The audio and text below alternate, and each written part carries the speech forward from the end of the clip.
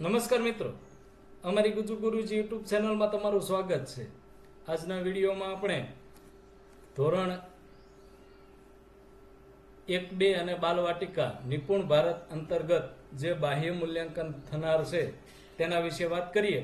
ખાસ કરીને આ મૂલ્યાંકન છે એ આગળ આપણે વિડીયોમાં જોઈએ તેમ એક તાલુકામાં 5 પસંદગીની શાળામાં થનાર છે, પરંતુ ખાસ કરીને જે શિક્ષક મિત્રો બાલવાટિકા અને ધોરણ 1-2 માં અભ્યાસ કરાવે છે તેવા દરેક મિત્રો માટે આ વિડીયો ખાસ ઉપયોગી છે, કારણ કે આ મૂલ્યાંકન હવે દર વર્ષે આવી રીતના બાહ્ય મૂલ્યાંકન થતા હોય છે અને આપને જે ધોરણ બાલવાટિકા અને પહેલું બીજું ભણાવતા હોઈએ તેમાં મૂલ્યાંકન માટે ખૂબ માર્ગદર્શક રૂપ વિડીયો બનશે।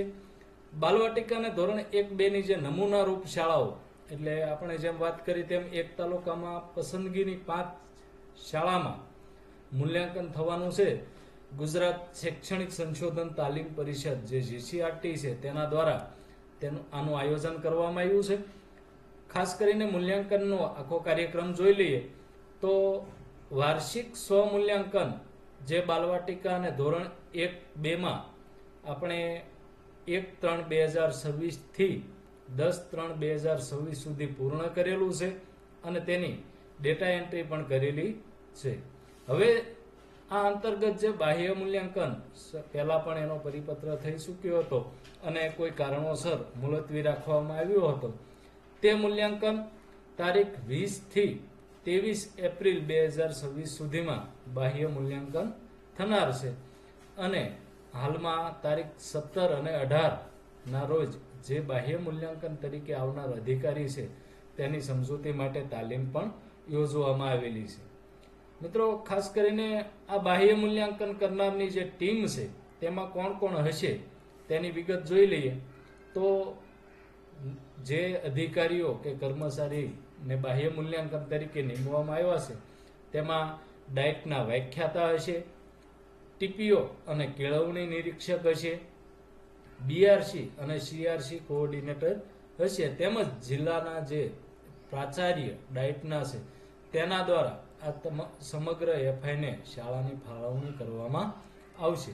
મિત્રો, શાળાના ફાળવણી અંગેનું લિસ્ટ છે એ પણ આવી ચૂક્યું છે, જે તમને વોટ્સઅપ ગ્રુપમાં મળી ચૂક્યું છે। ના મળ્યું હોય તો અમારા ગ્રુપમાં પણ તે મૂકવામાં આવેલું જ છે। અમલીકરણ અંગેની સૂચના જોઈએ તો રાજ્ય કક્ષાએથી પસંદ થયેલી તાલુકા દીઠ 5 શાળામાં મૂલ્યાંકન કરવાનું રહેશે। આ બાહ્ય મૂલ્યાંકન છે એ સમગ્ર તાલુકામાં નહીં, પરંતુ તાલુકાની 5 એવી શાળા છે કે જેમાં બાલવાટિકા અને ધોરણ 1-2નું મૂલ્યાંકન થવાનું છે। હવે જે શાળા પસંદ થઈ છે તેમાં પણ ધોરણ દીઠ માત્ર 7 બાળકો, એ પણ યાદચ્છિક રીતે, એટલે કે ક્રમમાં નહીં પરંતુ ટોટલ સંખ્યામાંથી 7 બાળકો પસંદ કરી અને તેનું મૂલ્યાંકન કરવામાં આવશે અને આ સમગ્ર મૂલ્યાંકન પ્રક્રિયા છે એ તટસ્થતાપૂર્વક અને કાળજીપૂર્વક કરવામાં આવશે। મૂલ્યાંકન પદ્ધતિ અને સાધનો જે છે એ મૌખિક વાંચન ઝડપ ORFનું મૂલ્યાંકન કરવામાં આવશે, જે તમે સ્વીપ સેટમાં બાળકોને પેરેગ્રાફ વંચાવીને આપણે છે એ ORF મૂલ્યાંકન કર્યું હતું એ રીતના વાંચન ઝડપ, પછી ટેઝરીન એપ્લિકેશનનો ઉપયોગ છે એ આ બાહ્ય મૂલ્યાંકન સમયે કરવામાં આવશે।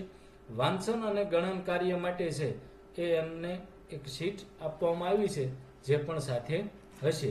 મિત્રો, અહીં જે કંઈ માર્ગદર્શિકા છે તેની પણ વાત કરી લઈએ તો પાયાની સાક્ષરતા અને સંખ્યા જ્ઞાન માટે બાહ્ય મૂલ્યાંકનમાં શું હોઈ શકે, તો સરખી સંખ્યામાં હોય તેવા ચિત્રો જોડો, આવો પ્રશ્ન હોય તો એની સૂચના પણ આપેલી જ છે કે આ પ્રશ્ન માટે બાળકને સિમ્યુલસ શીટમાંથી એક ઉદાહરણ બતાવો, જેમ કે 3 ડીશની સામે 3 દડા, ત્યારબાદ તેને ઉદાહરણ પ્રમાણે બાકીના 5 ચિત્રો સંખ્યા ગણી તેની સામેની સંખ્યાવાળું ચિત્ર પસંદ કરવા કહો અને બાળકને તે પસંદ કરે પછી સાચા જવાબ, ખોટા જવાબ અને કોઈ જવાબ ન હોય તો તે રીતે યોગ્ય વિકલ્પ માર્ક કરો। અહીં જે આપેલું છે આકારની પેટર્નને આગળ વધારો, કેટલી વસ્તુઓ છે તે કહેવું, હું બોલું તે સંખ્યાઓ લખો. આ રીતનું મૂલ્યાંકન છે એ કરવામાં આવશે. આગળ ગુજરાતી માટેનું મૂલ્યાંકન જોઈએ તો હું બોલું તે શબ્દો લખો, મૂળાક્ષરને ઓળખો, ચિત્ર જુઓ અને તેના વિશે એક વાક્ય બોલો, ચિત્ર જુઓ અને તેને અનુરૂપ શબ્દ શોધો. આ રીતના સમગ્ર માર્ગદર્શિકા જે આપેલી છે તેના આધારે બાહ્ય મૂલ્યાંકનકાર આવશે અને આપણી શાળામાં બાલવાટિકા અને ધોરણ 1-2 નું છે એ મૂલ્યાંકન કરશે. તો આવી શાળા ઉપયોગી માહિતી માટે અમારી ચેનલને સબસ્ક્રાઇબ કરી રાખો. આપ સૌનો ખૂબ ખૂબ આભાર.